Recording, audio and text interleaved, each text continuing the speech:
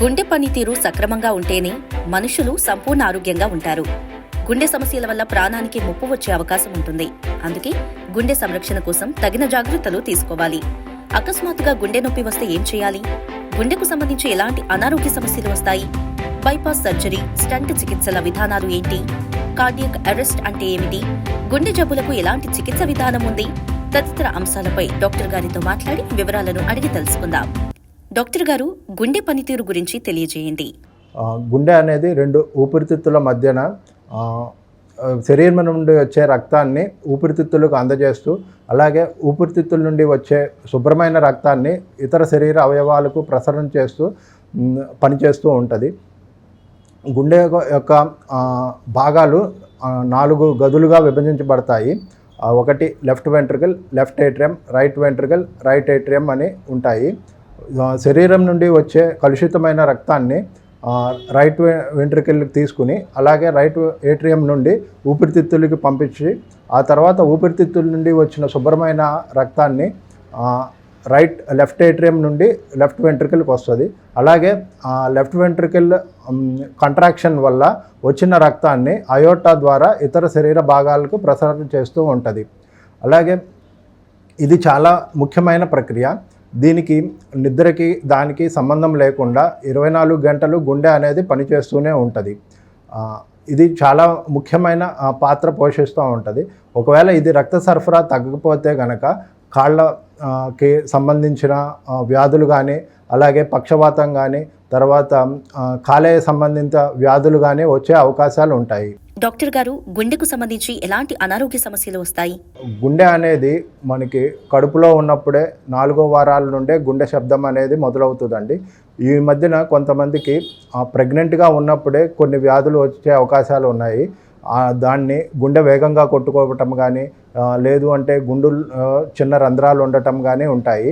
అలాగే పిల్లలు పుట్టిన తర్వాత గుండెకి సంబంధించి కవాటాల్లో వ్యాధులు కానీ, లేకపోతే గుండెకి సంబంధించిన గదుల మధ్యన రంధ్రాలు ఏర్పడటం కానీ, లేనిచో పల్మనరీ ఆర్టరీ, అయోర్టా అనేవి ఉండవలసిన స్థానాల్లో కాకుండా వేరువేరు స్థానాల్లో ఉండటం వల్ల పిల్లలు అనేది చనిపోవటం జరుగుతూ ఉంటుంది.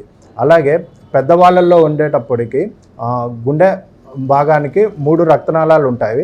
వాటిల్లో పూడికలు ఏర్పడటం వల్ల వచ్చే ఇబ్బందుల వల్ల గుండెపోటు అంటారు, వచ్చే అవకాశాలు ఉంటాయి. లేనిచో ఎవరైనా మందు తీసుకునే అలవాటు ఉన్న వాళ్ళల్లో గుండె అనేది బాగా పెరగటం జరుగుతుంది. అట్లాంటి రోగాలు వచ్చే అవకాశాలు ఉంటాయి. అలాగే కొంతమందికి గుండె అనేది బాగా వేగంగా కొట్టుకోవటం కానీ, దాన్నే సుప్రావెంట్రికులర్ టెకికార్డియా అంటారు, లేకపోతే వెంట్రికులర్ టెకికార్డియా అంటారు, లేకపోతే వెంట్రికులర్ ఫిబ్రిలేషన్ అనే వ్యాధులు వచ్చే అవకాశాలు ఉంటాయి. అలాగే గుండె వేగం అనేది బాగా తగ్గిపోవటం అంటే బ్రాడికార్డియా, సైనస్ బ్రాడికార్డియా అంటారు. లేదు అంటే కనుక కొన్ని ఏట్రియో వెంట్రికులర్ పాజెస్ అని అంటారు.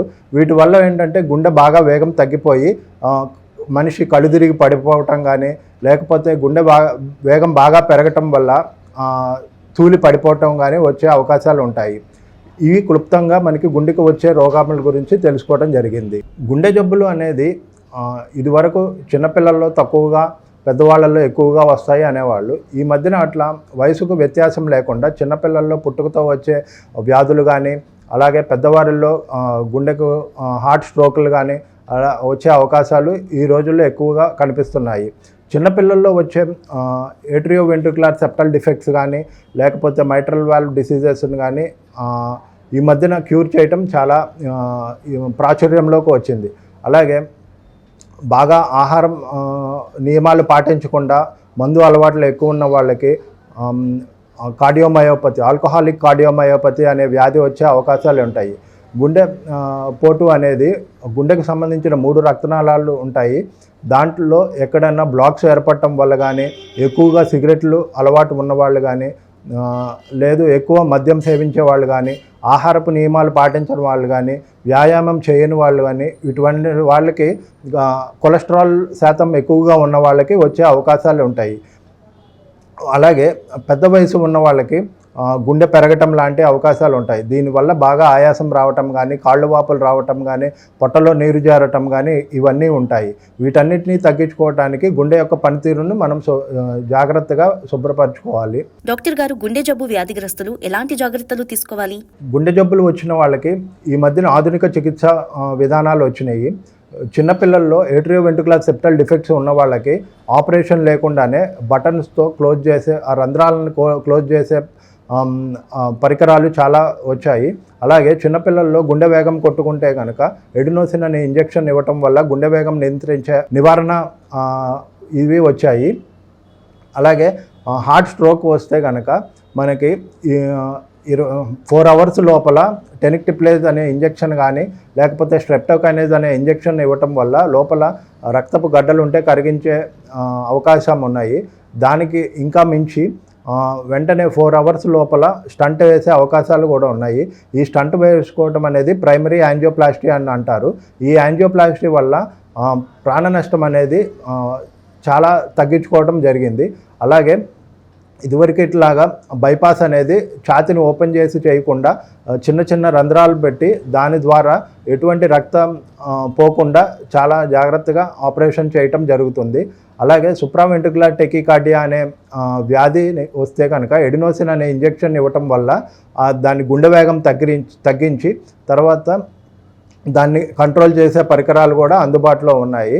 తర్వాత వెంట్రుకులర్ టెకికార్డియా అనే వ్యాధి కానీ ఆ లక్షణాలతో పేషెంట్ వస్తే కనుక డీఫిబ్రిలేషన్ అంటే గుండె బాగా వేగంగా కొట్టుకుంటే కనుక వాళ్ళకి కరెంట్ షాక్ ఇచ్చి గుండె వేగాన్ని నియంత్రించే సదుపాయాలు కూడా ఉన్నాయి. దీనివల్ల మనకి ప్రాణ నష్టం అనేది బాగా తగ్గింది. అలాగే గుండె పెరగటం అంటే మదుపానం అలవాటు ఉన్న వాళ్ళకి గుండె పెరిగి ఆయాసం రావటం కానీ, కాళ్ళవాపు రావటం కానీ అవకాశాలు ఉన్నాయి. దానికి నివారణగా ఇప్పుడు సిఆర్టీడి, ఐసీడీ అనే చికిత్సా విధానాలు వచ్చాయి. డాక్టర్ గారు, స్టంట్ అంటే ఏంటి? స్టంట్ అనేది మనకు గుండెపోటు వచ్చిన వాళ్ళకి ప్రాణాపాయం నుండి కాపాడటానికి వేసే ప్రక్రియ అండి. అది మన స్ప్రింగ్ లాగా ఉంటుంది. దానికి తొడ నుండి యాంజియోగ్రామ్ అనేది చేస్తారు. యాంజియోగ్రామ్ చేసి ఆ ఎక్స్రే ఫిలిం ద్వారా మనకి గుండెకు ఉన్న 3 రక్తనాళాలలో ఏ రక్తనాళం పొడుకుపోయిందో చూస్తారు. అది చూసిన తర్వాత పేషెంటు వాళ్ళ రిలేటివ్స్తో మాట్లాడి ఎంతవరకు పూడిక అనేది ఏర్పడిందో ఎక్స్రే ఫిలిమ్స్ ద్వారా చూసి దాని యొక్క పరిమాణం అనేది లెక్క కట్టి ఆ స్టంట్ అనేది వేస్తారు. ఆ స్టంట్ వేసిన తర్వాత ఆ రక్తనాళాలు వాటి పనితీరు ఒరిజినల్ పనితీరులోనే పనిచేస్తాయి. అలాగే ఈ స్టంట్ వేయటం ద్వారా పేషెంట్కి రక్తం పోవటం కానీ, తర్వాత ఎక్కువ రోజులు హాస్పిటల్లో ఉండటం కానీ ఇట్లాంటివి ఏమీ ఉండవు. పేషెంట్ స్టంట్ వేసిన తర్వాత 2-3 రోజుల నుండి వాళ్ళ యొక్క దైనందిక జీవితాన్ని కొనసాగించవచ్చు. ఈ స్టంట్ రావటం వల్ల అనేక మంది ప్రాణాలను కాపాడటం జరిగింది. ఈ మనం గోల్డెన్ అవర్ అనే ప్రక్రియ లోపల అంటే గుండెపోటు వచ్చిన దగ్గర నుండి మనం క్యాత్ ల్యాబ్కి తీసుకెళ్ళి స్టంట్ వేసే సమయం 4 గంటల లోపల చేయగలిగితే మనము ఆ గుండెకి సంబంధించిన నష్టాన్ని మనం కంట్రోల్ చేయగలుగుతాము. అలాగే ఈ స్టంట్లలో చాలా రకాలు వచ్చినాయి. ఈ స్టంట్లు అనేది డ్రగ్ ఎల్యూటింగ్, ఇదివరకు మనకి డ్రగ్స్ లేకుండా ఓన్లీ మెటల్తో స్టంట్ వేసేవారు. అలా కాకుండా ఇప్పుడు డ్రగ్ ఎల్యూటింగ్ స్టంట్స్ అని వచ్చినాయి. అంటే స్టంట్ వేసిన తర్వాత ఒక 2-3 సంవత్సరాల వరకు అది మళ్ళా పొడుకుపోకుండా ఆ డ్రగ్ విడుదల అవటం వల్ల ఆ రక్తనాళాలు అనేది కుచించుకుపోకుండా అలాగే దాని పనితీరును కొనసాగిస్తూ ఉంటాయి. ఈ విధంగా మనం ఎంతోమంది ప్రాణాలను కాపాడటం జరిగింది. ఈ స్టంట్లో ఇంకా కొత్త ఇవి వచ్చినాయి. దాంట్లో ఇప్పుడు స్టంట్ వేసే అవకాశం లేకపోయినా కూడా దాన్ని క్లియర్ చేసి కాల్షియంని క్లియర్ చేసి అట్లా పోబా అనే వైద్య ఇది కూడా వచ్చింది. దాన్ని కూడా కొనసాగిస్తున్నారు. స్టంట్ వేసిన తర్వాత 6 నెలలు మనం జాగ్రత్తగా ఉండాలి.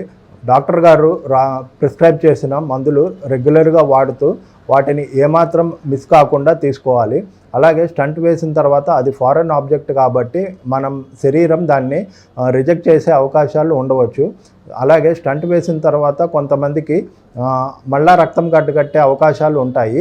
దాని నివారణ కోసమే మనము రెగ్యులర్గా మందులు వాడుతూ ఉంటే కనుక మనకు ఎటువంటి ప్రాబ్లం లేకుండా ఒక 5-10 సంవత్సరాల వరకు ఈ స్టంట్ అనేది పనిచేస్తూనే ఉంటుంది.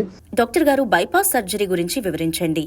ఓపెన్ హార్ట్ సర్జరీ అనేది స్టంట్ వేయటానికి వీలు లేని చోట ఉన్న వాళ్ళకి ఓపెన్ హార్ట్ సర్జరీ మనం సజెస్ట్ చేస్తాము. ఓపెన్ హార్ట్ సర్జరీ అనేది ఒకవేళ 3 రక్తనాళాల్లోనూ బ్లాకులు ఉండి ఎక్కువ కాల్షియం డిపాజిట్ ఉంటే కనుక ఈ ఓపెన్ హార్ట్ బైపాస్ అనేది సజెస్ట్ చేస్తాము. బైపాస్ అనేది మనం చెస్ట్ని ఓపెన్ చేసి అలాగే మనం కాళ్ళ నుండి ధమనులు తీసుకుని వాటిని ఎక్కడైతే బ్లాక్స్ ఉంటాయో వాటిని బైపాస్ చేస్తారు. దీనివల్ల మనకి ఎటువంటి ప్రాణాపాయం కానీ వచ్చే అవకాశాలు చాలా తక్కువగా ఉంటాయి. ఇప్పుడు కొత్తగా బైపాస్ ఓపెన్ హార్ట్ సర్జరీ చేయకుండా కీహోల్ సర్జరీ అనే విధానం కూడా వచ్చింది. దీనివల్ల ఏమిటంటే రక్తం పోవటం కానీ తర్వాత పేషెంట్ యొక్క ప్రాణ నష్టం కానీ చాలా తక్కువగా జరుగుతుంది. కీహోల్ సర్జరీ అనేది రంధ్రములు చేసి మనకి ఎక్కడ కావాలంటే అక్కడ స్టంట్లు బైపాస్ చేసే అవకాశాలు ఈ రోజుల్లో చాలా విస్తృతంగా ప్రచారంలోకి వచ్చినాయి.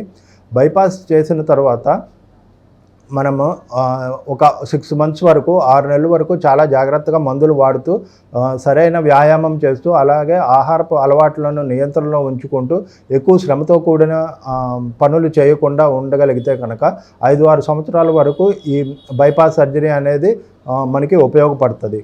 ఈ బైపాస్ జరిగిన తర్వాత మనము రెగ్యులర్గా సరైన ఆహారం చేస్తూ వ్యాయామం చేయాలి. అలాగే ధూమపానానికి మద్యపానానికి దూరంగా ఉండాలి. అలాంటి ఎటువంటి స్ట్రెస్ కానీ ఎటువంటి ఒత్తిడి కానీ తీసుకోకుండా ఉండాలి. అలాగే కాళ్ళవాపులు కానీ లేకపోతే ఆయాసం కానీ వస్తే కనుక దానికి సంబంధించిన మందులు వాడుతూ వెంటనే మీకు దగ్గరలో ఉన్న డాక్టర్ గారికి చూపెట్టుకుంటే దానికి సరైన నివారణ తెలియజేయగలుగుతారు. డాక్టర్ గారు, గుండె మార్పిడి చికిత్స గురించి తెలియజేయండి. గుండె మార్పిడి అనేది కొంతమందికి జన్యుపరంగా కానీ లేకపోతే మనకు ఆహారపు అలవాట్ల వల్ల కానీ గుండె బాగా పెరిగిపోయి దాని పనితీరు సరిగా లేనప్పుడు ఆహారపు అలవాట్ల అనగా మద్యం బాగా సేవించడం వల్ల కానీ దీనివల్ల మనకి వస్తుంది. గుండె మామూలుగా 60% పనితీరు ఉండాలి. అంటే వచ్చిన రక్తంలో 60% బయటికి పంపించి మిగతా 40% గుండెలో ఉంటుంది. అలా కాకుండా వచ్చిన రక్తంలో 20% బయటకు పంపించి 80% ఉండటం అంటే గుండె పెరిగింది అంటారు.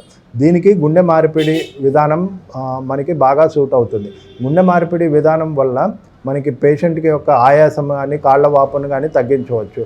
గుండె మార్పిడికి ఆ వ్యక్తికి సంబంధించిన బ్లడ్ గ్రూపు తర్వాత ఇతర రక్త పరీక్షలు సూట్ అయిన వ్యక్తి మనకి దొరికితే దాన్ని తీసుకొచ్చి ఈ పేషెంట్కి అమరుస్తారు. దీనివల్ల రోగి యొక్క ప్రాణము ఇంకొక 5-6 ఏళ్ళు పొడిగించగలిగే అవకాశాలు ఉంటాయి. ఇది ఈ మధ్యన బాగా ప్రాచుర్యంలోకి వచ్చిన వైద్య విధానము. ఇది గుండె మార్పిడి అనేది చాలా అరుదైన ప్రక్రియ, వైద్య ప్రక్రియ. దీనికి బ్రెయిన్ డెడ్ అయిన పేషెంట్ల్లో కానీ అలాగే సేమ్ బ్లడ్ గ్రూప్ ఉన్న వాళ్ళకి కానీ ఇది మార్పిడి చేసే అవకాశాలు ఉంటాయి. దీనివల్ల రోగి యొక్క ఆయాసం తగ్గటం వల్ల కానీ వాళ్ళకున్న రోగం పోవటం కానీ జరుగుతుంది. ఇది ఈ మధ్యన మనకి గుంటూరు తర్వాత హైదరాబాదు, విజయవాడ లాంటి ప్రముఖ నగరాల్లో అందుబాటులోకి వచ్చింది. గుండె మార్పిడి జరిగిన తర్వాత వాళ్ళు జీవితకాలం రెగ్యులర్గా మందులు వాడుతూ ఉండాలి. దీనివల్ల రోగి యొక్క జీవన పరిమాణం అనేది బాగా ఇంప్రూవ్ అవుతుంది. సో వాళ్ళ దైనందిక వ్యవహారాలను వాళ్ళు కొనసాగించగలుగుతారు. దీనివల్ల గుండె రిజెక్షన్ అనేది ఈ మధ్యన కొత్తగా వచ్చిన మందుల వల్ల చాలా బాగా తగ్గింది. సో దీన్ని అందరూ ఉపయోగించుకోవాలని ఆశిస్తున్నాం. డాక్టర్ గారు, వాల్వ్స్ మార్పిడి గురించి తెలియజేయండి. మైట్రల్ వాల్వ్ అనేది గుండెలోని 2 గదులను కలుపుతున్న తలుపు లాంటి పరికరము. అది లెఫ్ట్ ఏట్రియం నుండి రక్తం వచ్చినప్పుడు తెరుచుకొని ఆ రక్తాన్ని లెఫ్ట్ వెంట్రికల్లోకి పంపిస్తూ ఉంటుంది. అలాగే రక్తం రానప్పుడు అది క్లోజ్ అయిపోయి లెఫ్ట్ వెంట్రికల్ నుండి రక్తం బయటకు వెళ్ళటానికి ఉపయోగపడుతూ ఉంటుంది. ఇది మైట్రల్ వాల్వ్ డిసీజెస్ అనేవి 2 రకాలు. మైట్రల్ వాల్వ్ అనేది బాగా వెడల్పు అవటం వల్ల దానిలో నుండి రక్తం అనేది లీక్ అవుతూ ఉంటుంది. దాన్ని మైట్రల్ రీగర్జిటేషన్ అంటారు. దానివల్ల ఎక్కువ రీగర్జిటేషన్ ఎక్కువ రోజులు జరుగుతూ ఉండటం వల్ల లెఫ్ట్ వెంట్రికల్ అనేది బాగా పెరిగిపోయి అది సరిగ్గా పనిచేయటం పోవటం వల్ల మనకి ఆయాసం కానీ కాళ్ళవాపులు కానీ వచ్చే అవకాశాలు ఉంటాయి. అలాగే మైట్రల్ స్టెనోసిస్ అంటారు. మైట్రల్ స్టెనోసిస్ అంటే మైట్రల్ వాల్వ్ అనేది బాగా వెడల్పుగా అవ్వకుండా గట్టిగా కుచించుకుపోవటం వల్ల లెఫ్ట్ వెంట్రికల్లోకి రక్తం రాకుండా అలాగే ఉండిపోవటం వల్ల మనకి ఊపిరితిత్తుల్లో రక్తం నిల్వ ఉండిపోయి ఇట్లాగే కాళ్ళవాపు ఆయాసం వచ్చే అవకాశాలు ఉంటాయి. ఈ వ్యాధులు అనేది చిన్నప్పుడు మనకి కీళ్ళవాతం కానీ గొంతు నొప్పి కానీ ఉన్న వాళ్ళల్లో వచ్చే అవకాశాలు ఉంటాయి. వీటికి కొత్తగా వాల్వ్ రీప్లేస్మెంట్ అనే క్రియ వచ్చింది. ఈ వాల్వ్ మార్చి కొత్త వాల్వ్ పెట్టడం వల్ల ఆ పరికరం అనేది సరిగ్గా రక్త ప్రసరణ రెగ్యులేట్ చేయటం వల్ల ఈ కాళ్ళ వాపులు కానీ ఆయాసం రాకుండా నిలువరించడానికి వీలవుతుంది. ఈ విధానం అనేది మనకి ఆరోగ్యశ్రీలో కానీ దీంట్లో మామూలుగా కానీ అవైలబుల్గా ఉంది. సో ఇటువంటి వ్యాధులు ఉన్నవాళ్ళు వెళ్ళి ఒకసారి ఈ చికిత్సా విధానాన్ని తీసుకోవాల్సిందిగా తెలియజేస్తున్నాము. అలాగే అయోటిక్ వాల్వ్ అనేది లెఫ్ట్ వెంట్రికల్ నుండి బయట శరీరానికి సరఫరా చేసే నియంత్రించే వాల్వ్ లాగా పనిచేస్తుంది. ఈ వాల్వ్ అనేది వెడల్పు అవటం వల్ల అయోటిక్ రీగర్జిటేషన్ అంటారు. అంటే ముందుకెళ్లాల్సిన రక్తం అంతా వెనక్కి వచ్చేయటం వల్ల దీనికి మళ్ళా గుండెలో ఒత్తిడి పెరగటం, ఆయాసం రావటం, కాళ్ళవాపులు రావటం వచ్చే అవకాశాలు ఉంటాయి. అలాగే అయోటిక్ స్టెనోసిస్ అనేది దీనివల్ల రక్తం బయటకు వెళ్ళాల్సింది ఇది గట్టిగా పూడుకుపోవటం వల్ల వెళ్లకుండా గుండెలోనే ఉండిపోతుంది. దీనివల్ల మనకి రక్త సరఫరా జరగక కొంతమందికి కళ్ళు తిరగటం కానీ తర్వాత బీపీ తగ్గిపోవటం లాంటి అవకాశాలు ఉంటాయి. దీనికి కూడా అయోటిక్ వాల్వ్ రీప్లేస్మెంట్ అనే ప్రక్రియ బాగా ప్రాచుర్యంలోకి వచ్చింది. దీన్ని ఈ ఉన్న వాల్వ్ని తీసేసి కొత్తగా మెటాలిక్ వాల్వ్ కానీ లేదు బొవైన్ వాల్వ్ కానీ వేయటం జరుగుతుంది. దీనివల్ల గుండె పనితీరు అనేది మెరుగవటమే కాకుండా సక్రమంగా పనిచేయడం జరుగుతుంది. ఇప్పుడు కొత్తగా ఓపెన్ హార్ట్లో వాల్వ్ మార్చకుండా తొడ నుండే వాల్వ్ అనేది పంపించి మార్పిడి చేయటం కొత్త ప్రక్రియగా ప్రాచుర్యంలోకి వచ్చింది. డాక్టర్ గారు, కార్డియాక్ అరెస్ట్ అంటే ఏంటి? కార్డియాక్ అరెస్ట్ అనేది గుండెకు సంబంధించిన అరుదైన లక్షణము. గుండె పనితీరు గుండె లబ్డబ్ అంటూ కొట్టుకుంటూ ఉండకుండా సడన్గా ఆగిపోవడం జరుగుతుంది. ఇది వంశపారంపర్యంగా కానీ కొంతమందికి వచ్చే అవకాశం ఉంటుంది. లేనిచో ఏదన్నా గుండెపోటు వచ్చినప్పుడు వచ్చే అవకాశం ఉంటుంది. ఈ అరెస్ట్ వల్ల ఇతర అవయవాలకు రక్త సరఫరా అనేది ఆగిపోతుంది. అలాగే పేషెంట్ అనే అతను స్పృహ కోల్పోవటం, సడన్గా కింద పడిపోవటం జరుగుతుంది. ఇటువంటి సిచ్యువేషన్స్ ఉన్నప్పుడు ప్రథమంగా మనం దగ్గరలో ఉన్నవాళ్ళు పేషెంట్ని సిపిఆర్ అనే ప్రక్రియ ద్వారా గుండెని బాగా ఒత్తటం వల్ల పేషెంట్ని మళ్ళా కాన్షియస్లోకి తీసుకొచ్చే అవకాశాలు ఉంటాయి. ఈ అనేది వితిన్ 2 మినిట్స్లో మనం చేయగలిగితే పేషెంట్ ప్రాణాపాయం నుండి కాపాడగలిగే వాళ్ళం అవుతాము. కార్డియాక్ అరెస్ట్కు తర్వాత అసలు దీనికి కారణాలు ఏంటో అనేది విశ్లేషించుకోవడానికి ఉంటుంది. కార్డియాక్ అరెస్ట్ అనేది గుండెపోటు వల్ల కానీ బాగా బీపీ ఎక్కువ అవటం వల్ల కానీ లేకపోతే గుండె కొట్టుకోవటం అనేది ఆగిపోవటం వల్ల వచ్చే అవకాశాలు ఉంటాయి. డాక్టర్ గారు, ఇతర రోగాల వల్ల గుండె జబ్బులు వస్తాయా? అలాగే గుండెకి దాని అంతటా వచ్చే రోగాలు కాకుండా ఇతర రోగాల వల్ల కూడా గుండెకి సంబంధించిన వ్యాధులు వచ్చే అవకాశాలు ఉంటాయండి. వాటిలో ముఖ్యంగా బ్లడ్ ప్రెషర్, హైపర్ టెన్షన్ అంటాము. రెండవది మధుమేహం, మూడోది ఒత్తిడి, నాలుగోది హై కొలెస్ట్రాల్ ఉండటం వల్ల, ఆరోది వ్యాయామం లేకపోవటం వల్ల. తర్వాత హైపర్ టెన్షన్ అనేది మనకి ఈ మధ్యలో బాగా ఎక్కువ వస్తున్న వ్యాధి. దీనివల్ల గుండె మీద బాగా ఒత్తిడి పెరగటం వల్ల గుండె గదులు అనేది బాగా ఉబ్బిపోయి ఈ హార్ట్ అటాక్లు వచ్చే అవకాశాలు ఉన్నాయండి. సో రెగ్యులర్గా బీపీకి సంబంధించిన మందులు వాడుతూ బీపీని నియంత్రించుకోవటం ఉండటం వల్ల గుండె వ్యాధిని నివారించుకోగలుగుతాము. అట్లాగే షుగర్, ఇప్పుడు ఇండియాలో షుగర్ వ్యాధిగ్రస్తులు బాగా పెరిగిపోయారు. దీనివల్ల మనకి తెలియకుండానే గుండె రక్తనాళాల గదుల్లో పూడికలు ఏర్పడటం వల్ల గుండెపోట్లు వచ్చే అవకాశాలు ఉన్నాయి. అలాగే షుగర్ని కంట్రోల్గా మందులు వాడుతూ కంట్రోల్గా ఉంచుకోవటం వల్ల గుండెకి సంబంధించిన వ్యాధులను కూడా మనం నియంత్రించుకోగలుగుతాము. అలాగే కొలెస్ట్రాల్ అనేది మనము తీసుకునే ఆహారం నుండి మన లివర్ అనేది కొలెస్ట్రాల్ని తయారు చేస్తూ ఇతర అవసరాలకు వాడుకుంటూ ఉంటుంది. ఈ కొలెస్ట్రాల్ అనేది పెరిగిపోవటం వల్ల అది మన గుండె రక్తనాళాల్లో ఆ గోడలకు అతుక్కుకుంటూ ఉండి గ్రాడ్యువల్గా 20 సంవత్సరాల నుండి 60 సంవత్సరాలు వచ్చేటప్పటికి దాంట్లో ఒక పూడికలాగా ఏర్పడుతూ ఉంటుంది. ఈ సరైన వ్యాయామం చేయటము, అలాగే కొవ్వు పదార్థాలు తక్కువగా తీసుకోవటము, అలాగే ఆయిల్స్ అనేది తక్కువగా తీసుకోవటం వల్ల ఈ కొలెస్ట్రాల్ అనే దానిని నియంత్రించుకోవటం వల్ల గుండె రోగాలను మనం నియంత్రించుకోగలుగుతాము. అలాగే వ్యాయామం లేకుండా ఒకే చోట కూర్చోవటం వల్ల ఊబకాయం రావటము, దాని తర్వాత ఈ గుండెకు సంబంధించిన వ్యాధులు అనేది ఈ రోజుల్లో బాగా పెరుగుతున్నాయి. సరైన వ్యాయామం చేస్తూ శరీర బరువును మనం క్రమశిక్షణలో ఉంచుకోగలిగితే ఈ గుండెపోటును నివారించుకోవటం తేలికగా ఉంటుంది. గుండె జబ్బులు రాకుండా మనము బీపీ, హైపర్ టెన్షన్ కంట్రోల్గా ఉంచుకోవాలండి. అలాగే డయాబెటీస్, మధుమేహాన్ని కంట్రోల్గా ఉంచుకోవాలి. అలాగే నూనె వస్తువులు తక్కువగా తీసుకోవాలి. అలాగే ప్రతిరోజు వ్యాయామం, వాకింగ్ లాంటివి చేస్తూ ఉండాలి. శరీర బరువును కంట్రోల్లో ఉంచుకోవాలి. వీటన్నిటిని నియంత్రించుకోవటం వల్ల మనకి గుండె వ్యాధుల్ని నివారించే అవకాశాలు చాలా ఎక్కువగా ఉంటాయండి. గుండె వ్యాధులు వచ్చిన తర్వాత మనం ముందుగా ఈసీజీ అనేది ఒక దాన్ని తీయించుకోవటం వల్ల గుండెపోటు కానీ ఏమన్నా ఉన్నాయా అనేది తెలుస్తుందండి.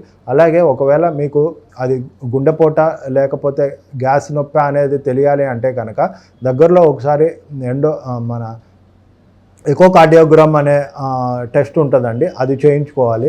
అది కూడా బాగానే ఉంది అంటే ట్రెడ్మిల్ ఉంటుందండి. అంటే ఒక మెషిన్ మీద మిమ్మల్ని ఒక 10 నిమిషాలు పరిగెత్తించడం వల్ల దానివల్ల మీకు ఏమన్నా గుండె నొప్పి కానీ ఆయాసం లాంటి అవకాశాలు ఉన్నాయా లేదా అనేది తెలుస్తుందండి.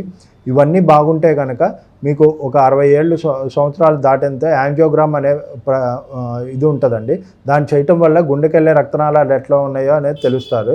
తర్వాత యాంజియోగ్రామ్ చేసిన తర్వాత మీకు యాంజియోప్లాస్టీ అవసరమా లేకపోతే బైపాస్ అవసరమా అనేది డాక్టర్ గారు చెప్తారండి. ఈ తెలిపిన ప్రక్రియలన్నీ పాటిస్తూ ఆరోగ్యంగా ఉంటూ గుండె జబ్బులు రాకుండా నియంత్రించుకోగలుగుతారని ఆశిస్తూ ధన్యవాదాలు.